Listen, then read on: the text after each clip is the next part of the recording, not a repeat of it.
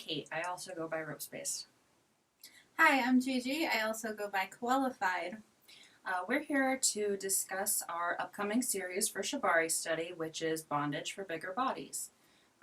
We had a Q&A session on Instagram with Borgon, and we're just going to be recapping what we talked about.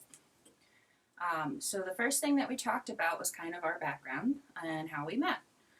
So I have been in the rope scene since 2014. I have been bottoming, tying, and self-tying during that time. I'm also a nurse, and I like to use my experience in nursing in order to inform some of my classes. I've been in the community for 6 years doing bondage. I am a switch, so I top, I bottom, and I also self-tie.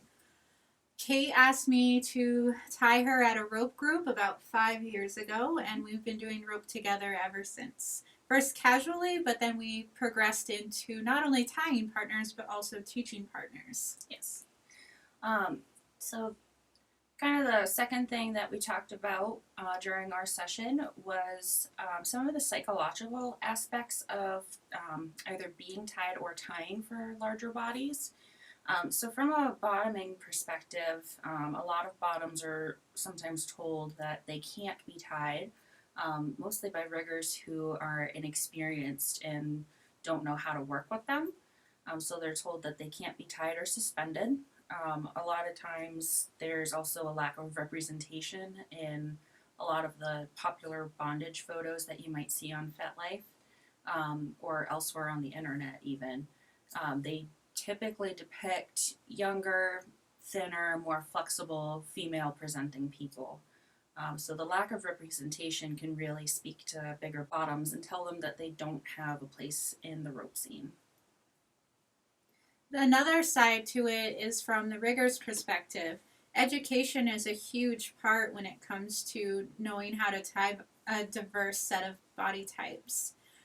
Unfortunately, we don't have a lot of education geared towards tying bigger body types, which is why we want to do this series, so that we can teach people how to modify and adjust ties based on who they're tying, instead of just tying step-by-step a tutorial that doesn't work for every body. Right. So one aspect of that education and another topic that came up during our Q&A was equipment. So there isn't necessarily special hard points that you need to use when tying larger bodies. Bamboo or a ring will work just fine as it would for a smaller body. But some of the equipment that we use might include some different rope. Some people like a little bit thicker rope because it's a little bit more comfortable. We have a tendency to use synthetic ropes for our uplines. Instead of a hemp or a jute or other natural fibers that have a much lower breaking point. So something like a posh or a hempex or other synthetic fibers have a much higher breaking point, and we like to use those as part of our own safety risk profile. Another feature that we like to use are carabiners when we're doing suspensions. It goes a long way in making lifts easier as well as reducing the friction on your uplines. You want to make sure that you're using safety weight-rated carabiners for your suspension, so make sure they have a weight rating and that they're safe to use. Another thing that we talked about were kind of conversations and language around tying bigger bodies. So there are some words that might be triggering to some people, or that some people might be a little bit more sensitive to. Some of the words that came up during our conversation were fat, heavy, big, bigger. So just make sure that you have a conversation with your tying partner and talk to them about the language that you would like to use with each other. That'll help you build trust with each other, and it'll just make the whole experience more fun and comfortable. So another problem that came up was kind of solving problems rather than feeling defeated by them. A lot of the time, like I mentioned earlier, If you try to tie a tie the way it was taught to you, it doesn't necessarily work for the bottom that you're working with. Instead of throwing the tie away altogether, there's lots of different modifications that you can try to change the tie a little bit, whether it be with tension or placement, to make the tie work better for your bottom. Sometimes the tie just isn't going to work out, but the idea is that you're trying different things instead of just saying, I can't do this. Right. If at first you don't succeed, you try again. Either you modify the tie or you try a new tie completely, but eventually you'll find something that works for you. So another thing that came up was kind of labbing different tensions and placements for specifically thigh wraps. Thigh wraps are something that a lot of people struggle with. They're quite painful even when you're thinner, and it can get worse if you are bigger because you have a lot more weight and pressure going into the rope. So some of the modifications would be using a thicker rope or adding a third wrap, but you can also try this kind of cool technique and exercise that Gigi came up with. One of the questions that was asked was in specific to tying a larger body part when somebody has a larger thigh, or you're tying around somebody's waist. A lot of the time it can be difficult to get the rope all the way around with the tension nice and even and the tie not twisted and needing lots of dressing afterwards. So an easy way we like to solve that problem is by taking our bite and laying it on the top of the thigh, bringing the rope around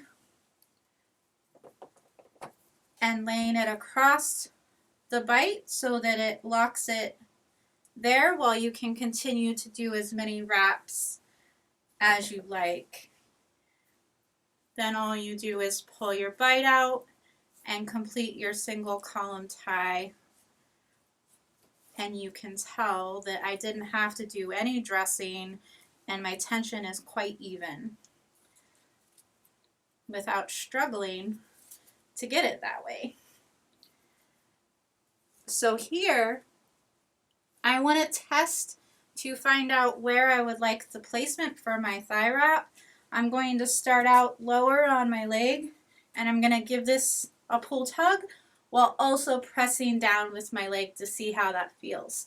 For me, it's quite intense on the sides, creating a lot of pressure here that is quite uncomfortable. So if I were to be suspended in just a chest tie and a thigh wrap, it wouldn't feel very good. It would be quite challenging.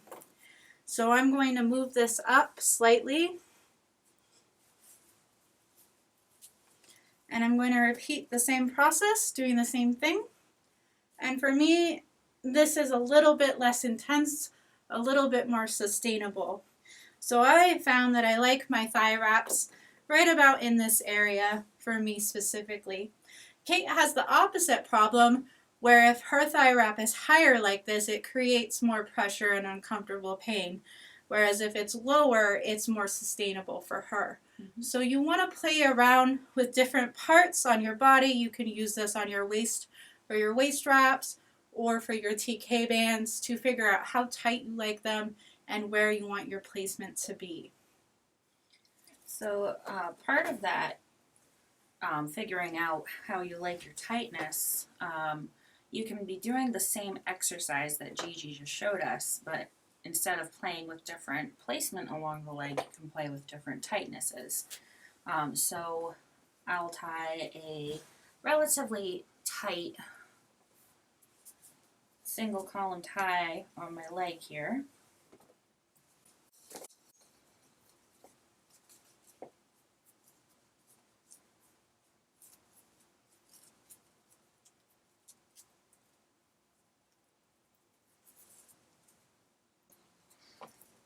So you can see I can really only fit like at most 3 fingers in this tie, so it is pretty tight. And if I pull up on it right now, I'm getting a lot of pressure in the sides, and it's more of a squeezing sensation, and this is due to an effect called the American Death Triangle. Um, Basically, the tighter that something is, like, a tight single column tie, you're going to get more of a squeezing effect when weight is put on it instead of distributing the weight evenly. Now, if you take the single column and you make it significantly looser,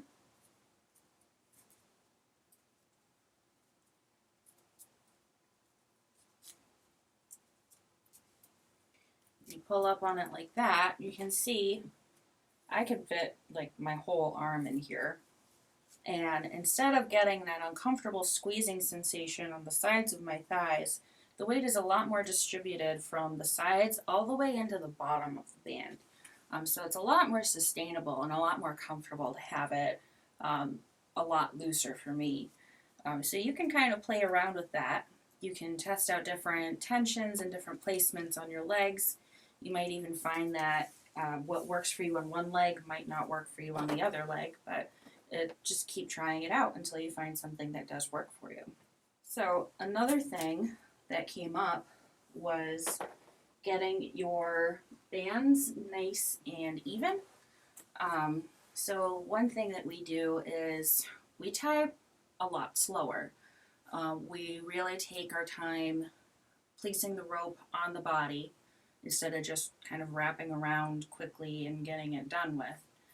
We really place the rope on the body, we dress along as we go, and that results in better and more even tensions and better placements and just really clean ties. And then it also has a pretty good emotional and psychological aspect to it.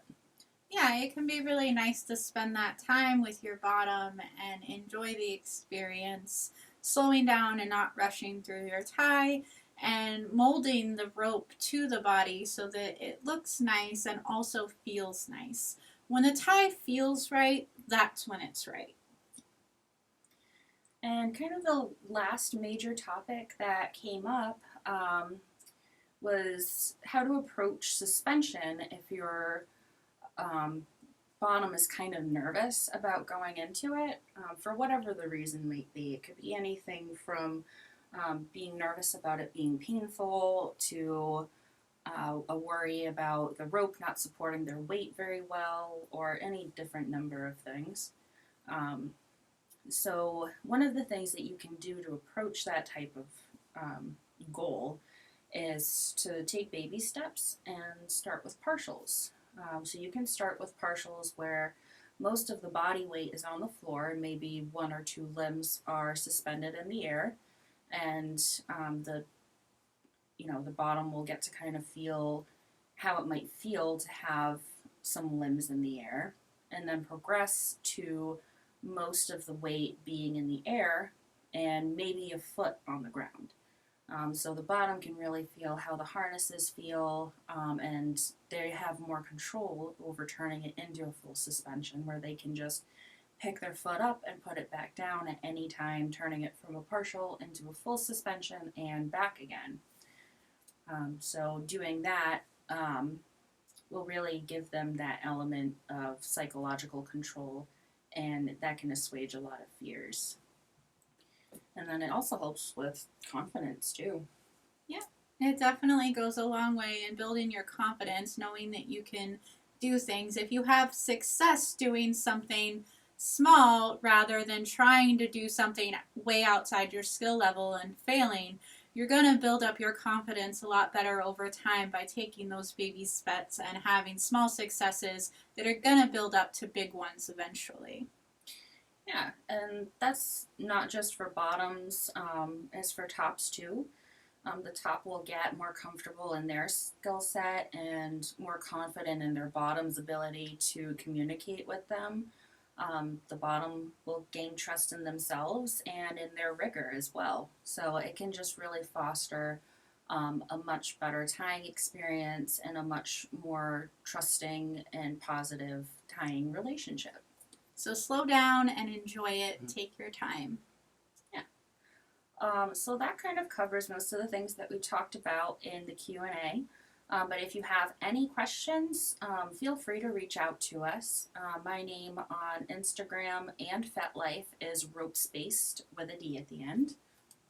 And I go by Qualified with 1 underscore on FetLife and 2 underscores on Instagram. And we just wanted to say thank you for tuning in, and thank you to Shibari Study for producing this class with us. And again, thanks for watching. Thank you.